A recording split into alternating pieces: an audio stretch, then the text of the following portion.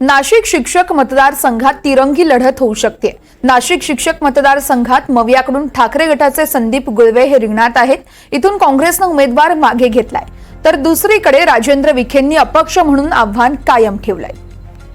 नाशिक शिक्षक मतदारसंघात तिरंगी लढत होऊ शकते।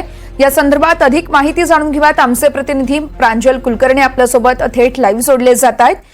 प्रांजल, आपण बघतोय मवियामध्ये या पदवीधर निवडणुकीवरून खरं तर रस्सीखेच सुरू होती, मात्र आता नाशिकमध्ये आपल्याला तिरंगी लढत बघायला मिळू शकते। काय नेमके अपडेट कळतायत?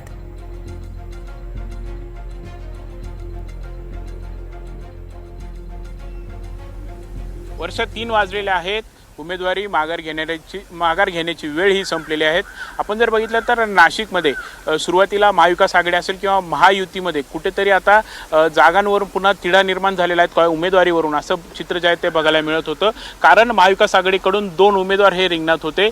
काँग्रेसचे दिलीप पाटील आणि ठाकरे गटाचे संदीप गुळवे यांनी उमेदवारी अर्ज भरला होता। मात्र आज म्हणजे अगदी 10 मिनिटांपूर्वीच दिलीप पाटील हे जे काँग्रेसचे उमेदवार आहेत त्यांनी माघारी घेतलेले आहे। त्यांनी म्हटले की वरिष्ठांचा आदेश आला होता आणि त्यानुसार मी आता माघारी घेतलेली आहे। त्यामुळे आता महाविकास आघाडीचे ठाकरे गटाचे उमेदवार संदीप गुळवे यांचा मार्ग जो आहे तो मोकळा झालेला आहे। मात्र दुसरीकडे आपण जर बघितलं तर महायुतीकडून म्हणजे भाजपचे खरं तर 3 पदाधिकारी आहेत, त्यांनी अपक्ष उमेदवारी अर्ज भरला होता। त्यापैकी धनराज विस्पुते हे आत्तामध्ये उमेदवारी अर्ज मागे घेण्यासाठी गेलेले आहेत।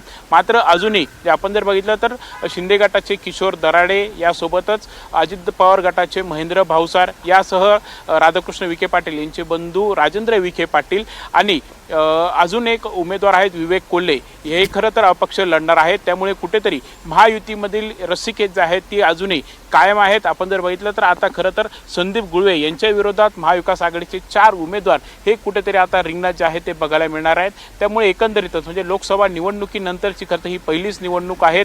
नाशिकच्याच जागेवरून आपण जर बघितलं तर हेमंत गोडसेंना मोठ्या फरकाने खरं तर त्यांना पराभवाचा सामना हा करावा लागलेला आहे। मात्र त्यानंतरच होणाऱ्या या निवडणुकीमध्ये कुठेतरी महायुतीकडून आता 4 उमेदवार खरं तर हे रिंगणात हे बघायला मिळतंय। त्यामुळे आता संदीप गुळवे यांच्यासाठी खरं तर हे कितपत आव्हान राहणार हा देखील प्रश्न आहे। आता आज उमेदवारी अर्ज माघारीचा शेवटचा दिवस हा होता। अगदी काही दिवसांवरच या निवडणुका देखील येऊन ठेपलेल्या आहेत। त्यामुळे आज कुठेतरी म्हणजे आज कोण कोण माघार घेणार हे खरं तर बघणं महत्त्वाचं ठरणार होतं। मात्र आता महायुतीच्या एकाच उमेदवाराने अर्ज जो आहे तो मागे घेतलेला आहे, तर महाविकास आघाडीचे जे काँग्रेसचे उमेदवार आहेत दिलीप पाटील यांनी देखील माघार घेतल्याचं दिसून येतंय। वर्ष अगदीच प्रांजल, खूप खूप धन्यवाद तुम्ही दिलेल्या सविस्तर माहितीसाठी। या संपूर्ण घडामोडींसंदर्भातले प्रत्येक अपडेट तुमच्याकडून जाणून घेत राहणार आहोत।